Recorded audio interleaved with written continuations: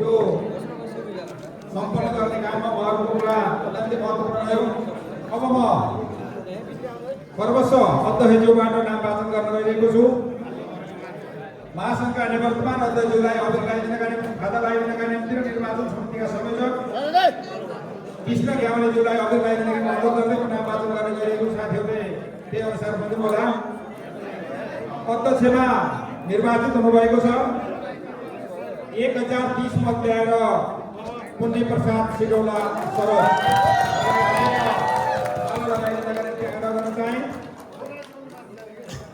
यसै गरी वरिष्ठ उपाध्यक्ष पदमा 6 जनाको उम्मेदवारी परेको थियो। 3 जना साथीहरूलाई हामीले निर्वाचित हुनुभएको छ। सानुकाजी प्रजापति 826 मत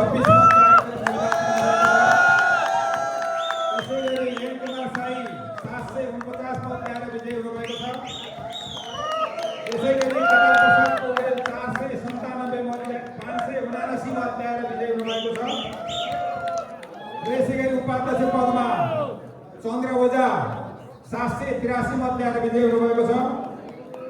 आत्माराम थापा 693 मत ल्याएर विजय हुनुभएको छ। कान्छाराम थिङ 610 मत ल्याएर 631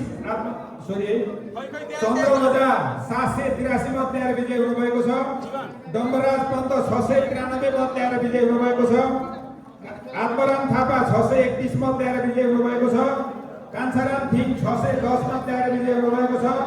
कान्छामान बल 585 मत ल्याएर विजय हुनुभएको छ। जीत बहादुर भारती 556 मत ल्याएर विजय हुनुभएको छ। रामप्रसाद सुवेदी 539 मत ल्याएर विजय हुनुभएको छ।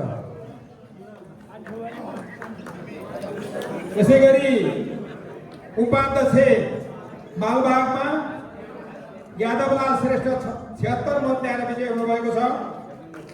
यसै गरी महासचिवमा देवनाथ गौतम 698 मत ल्याएर विजय हुनुभएको छ। यसै गरी उपमहासचिव पदमा देविन श्रेष्ठ 841 मत ल्याएर विजय हुनुभएको छ। यसै गरी भानुभक्त बराल 761 मत ल्याएर विजय हुनुभएको छ। र यसै गरी पुरुषोत्तम सिंहखडा 613 मत ल्याएर विजय हुनुभएको छ। र सचिव पदमा म घोषणा गर्न गइरहेको छु उमेश केसी 579 मत ल्याएर विजय हुनुभएको छ।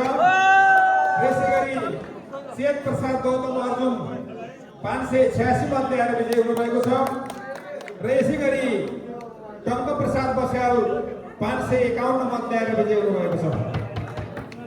र यसै गरी कोषाध्यक्ष पदको घोषणा गर्न गइरहेको छु राजेन्द्र आचार्य 716 मत ल्याएर विजय हुनुभएको छ।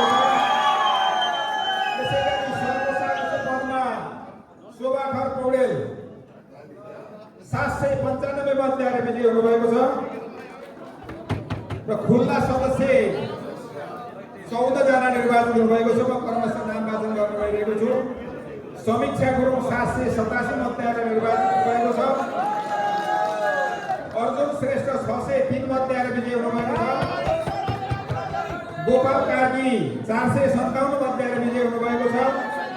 दीपक बोरा 445 मत ल्याएर विजय हुनुभएको छ। अशोक कुमार चौधरी 424 मत ल्याएर विजय हुनुभएको छ। प्रकाश तिवारी 424 मत ल्याएर विजय हुनुभएको छ। कृष्ण प्रसाद सुवेदी 418 मत ल्याएर विजय हुनुभएको छ।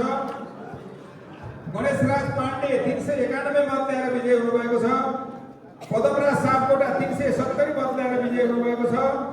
गणेश बहादुर गुरुङ 366 मत ल्याएर विजय हुनुभएको छ।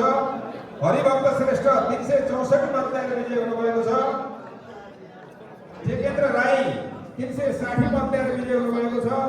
भूपेन्द्र खड्का 355 मत ल्याएर विजय हुनुभएको छ। हेमराज दाहाल 323 मत ल्याएर विजय हुनुभएको छ।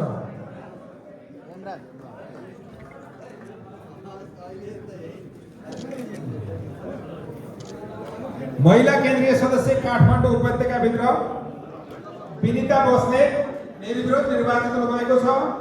रेणुका भट्ट निर्विरोध निर्वाचित हुनुभएको छ। क्लस्टर नम्बर 12 महिला केन्द्रीय सदस्य काठमाडौँ उपत्यका बाहिर रञ्जना बर्दौला निर्विरोध निर्वाचित हुनुभएको छ।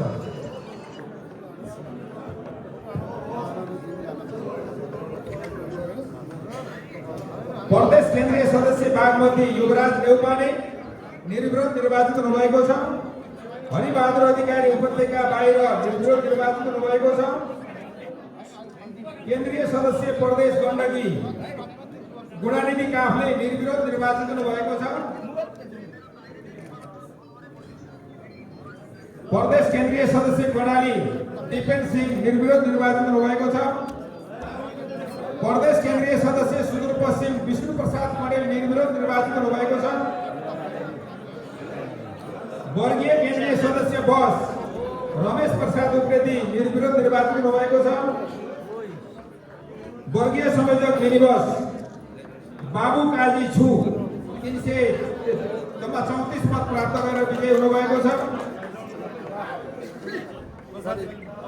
वर्गीय केन्द्रीय सदस्य ट्रक पद 1 मात्र खड्गबहादुर बुढा 54 मत प्राप्त गरेर विजयी हुनुभएको छ। वर्गीय संयोजक माइक्रोबस ग्यास डिजल र पेट्रोल तर्फ नरबहादुर राणा 75 मत ल्याएर विजयी हुनुभएको छ।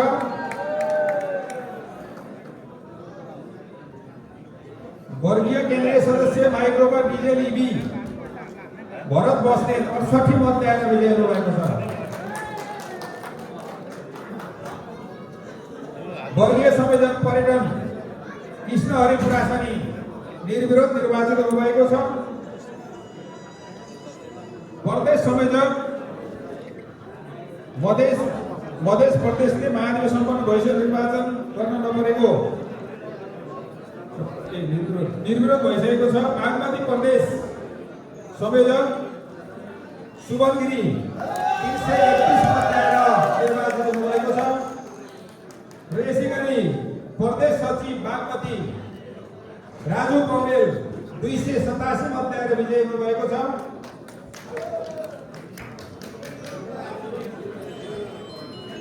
लुम्बिनी प्रदेश संयोजक सञ्जीव रोका 128 मत ल्याएर विजयी हुनुभएको छ। प्रदेश सहसंयोजक लुम्बिनी सनत कुमार रेग्मी निर्विरोध निर्वाचित हुनुभएको छ। प्रदेश सचिव लुम्बिनी घनश्याम बस्नेत निर्विरोध निर्वाचित हुनुभएको छ। प्रदेश कोषाध्यक्ष लुम्बिनी शंकर कुमार विष्ट निर्विरोध निर्वाचित हुनुभएको छ।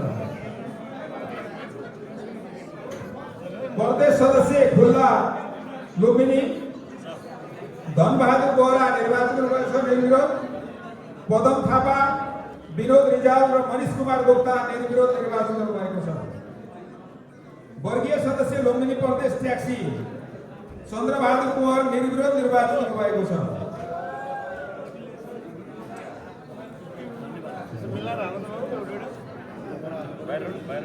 र यसरी